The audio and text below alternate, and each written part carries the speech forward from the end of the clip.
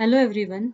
In this video, we are going to study supervised and unsupervised machine learning methods with examples. These are the contents: why machine learning, algorithms in machine learning, terminologies in machine learning, which machine algorithm one should choose, character recognition application using machine learning, tools for implementation, and challenges in implementation. Why machine learning? In the early days of intelligent applications, if and else decisions were used to process data. This was possible in a single task.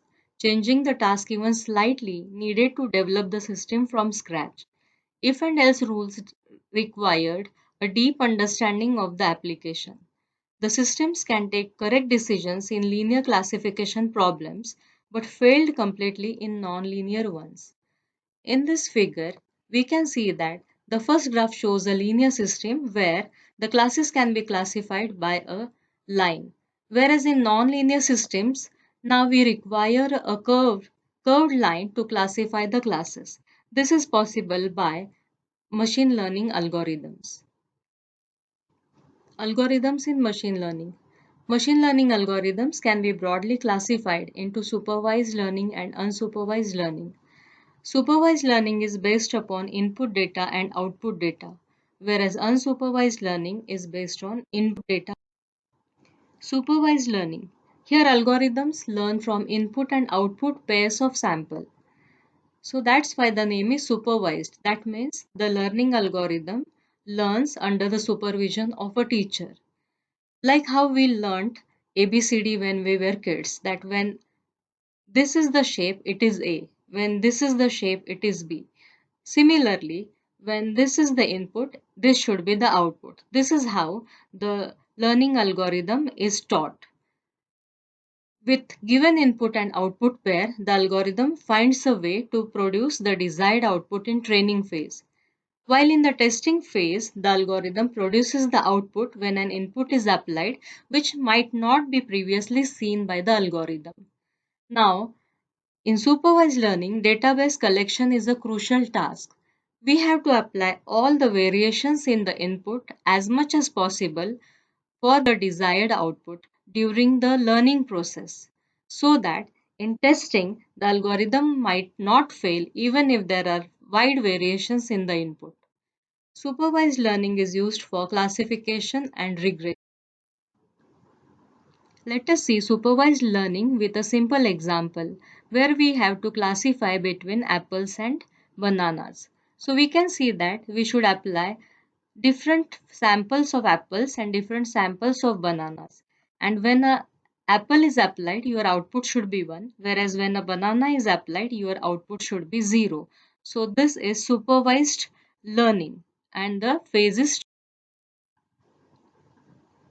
Now during the testing phase, we apply a new input sample and find the output. Now since the output here is close to 0, we conclude that the input applied was a banana.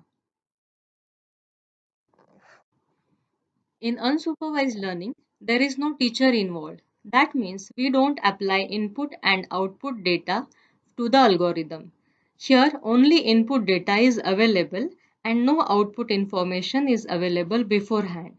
So there are no correct answers given to the inputs. Algorithms are free to find the groups or structures based upon the inputs only. Unsupervised learning is used for clustering. Now again let us see unsupervised learning with the help of an example. Let us apply apples and bananas to the unsupervised learning algorithm. Now the algorithm will divide all the apples together and all the bananas together based upon the features. So the algorithm extracts the features and matches the features, and as per the matching it divides the fruits into the groups which are called as clusters.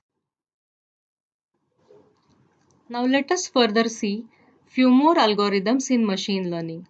Supervised learning is further divided into classification and regression, while unsupervised learning is divided into clustering. Let us go through few terminologies in machine learning with the help of an example. These are pattern, class, samples, features and feature vector, training, learning, testing, database, training set, test set, recognition rate or accuracy, misclassification. Now we have understood what is training or learning and what is testing. We'll see rest others now. Let us see an example where we have to classify between strawberries, bananas and apples. Here, strawberries are class A, bananas are class B, and apples are class C. We can also name them as class 0, class 1, and class 2. There are 3 samples per class in the database, and total there are 9 samples in all. If we classify that it is a strawberry when we apply an apple, then it is a misclassification. When we classify all the fruits applied correctly, then the accuracy is 100%. We have to extract the features with respect to these fruits so that we accurately classify between these classes. Now, knowing that we have supervised and unsupervised learning algorithms, there is a question which one to choose. Now, suppose we have an application where we have to decide if the tumor is benign or malignant, or if the user is authorized or unauthorized, or if the email is spam or not spam. Then we have to go for supervised learning and further go into classification. Now, such type of algorithms where we have a yes or no answer, they are called as binary classification systems or two class classification systems. Whereas when we have application where we have to recognize a face from all the faces or a number from 10 numerals or an English character from 26 characters, then it is a multi-class classification. So when we have such type of applications, we can go for classification. Now let's go. Now let's go into more details of classification. Classification is a process of predicting the class to which the sample or the input belongs.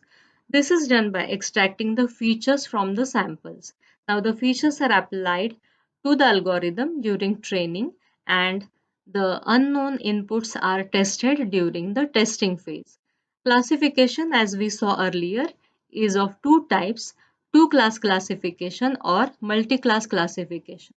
Here we can see the examples in the figure where we can answer yes or no in binary class classification or classify a numeral out of 10 numerals in a multi-class classification problem. Now when we have some other type of problems where we have to predict the temperature or we have to predict the stock market in next month or we have to predict the insurance premium of a person with certain age with certain salary and who is ready to pay yearly premium, then we can predict. Or you have to predict the changes in fluctuations in the power demand, then when there are such type of applications we need to apply regression in supervised learning. So let's see what is regression. Regression is to find the mapping between inputs and outputs for prediction. After mapping, you can predict the output for any input. In linear regression, the mapping function is a line y is equal to mx plus c as you can see in this figure. So here we can see the line has an optimum fit where it is close to all the samples. If the line was exactly vertical or exactly horizontal, then the fit is certainly not an optimum fit. Here we can relate this graph with an example that number of hours spent on Facebook on x-axis and percentage obtained on y-axis. So if we consider this example and we find the mapping then with a new input which is a number of hours spent on Facebook, you can find out the percentage obtained by the student. So this will be a prediction. So the line should have a best fit to represent the relation between input and output efficiently and to get the correct output as much as possible. That is the predicted output which is close to the actual output. Now, when there are another set of problems, like we have to detect the change in Landsat satellite images, or we have to segment the blood cells between red blood cells and white blood cells, or you have to classify the documents on web, or you have to detect the fraud in credit card usage, or you have to save energy consumption and optimize transmission in wireless communication, then you have to go for unsupervised learning and you need to do clustering. Clustering. In clustering, the input data is divided into groups. These groups are formed based upon the similarity between the samples. The samples in a group have similar properties. Now, there is no input and output information available beforehand because this is a unsupervised learning technique. The algorithm has to understand the pattern and find the features on its own for grouping. Here, the scatter plot shows us clustering. You can see that there are two clusters obtained. So till now we have reached up to classification, regression and clustering. These techniques can be further implemented using various algorithms as shown here. For example, classification can be implemented using naive-Bayes algorithm, linear discriminant analysis, neural networks, support vector machines, etc. Which algorithm to choose depends upon many factors. We will discuss these factors in another video. Now let's go further. Let us understand machine learning using a character recognition application. A generalized block diagram for character recognition application is shown here. At first, image acquisition is done. Then the images are pre-processed and enhanced. Then the image segmentation is done. Further feature extraction is done. Then machine learning algorithm is applied in training and testing modes. And finally, in testing, the decision is obtained. Now here the images show this process. First, input image is obtained. Now this image is obtained using a camera or a scanner. Here you can see handwritten Devanagari document image. The image is pre-processed to remove the skew. Then image is enhanced by thresholding and filtering methods. And here a black and white image is obtained. This black and white image is segmented so that the lines, the words and the characters are segmented. The segmented characters can be seen over here. Now features are extracted. For simplicity, I have shown here binary pattern of the character. So let us consider that binary features of the character are applied to the neural network. So the neural network will be trained in the training phase and during testing phase you can get the recognized characters. So these are the steps applied in character recognition application using machine learning.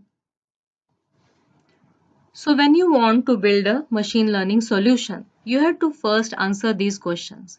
What solution I am looking for? How to phrase the problem for the required solution? Can the data collected provide that solution?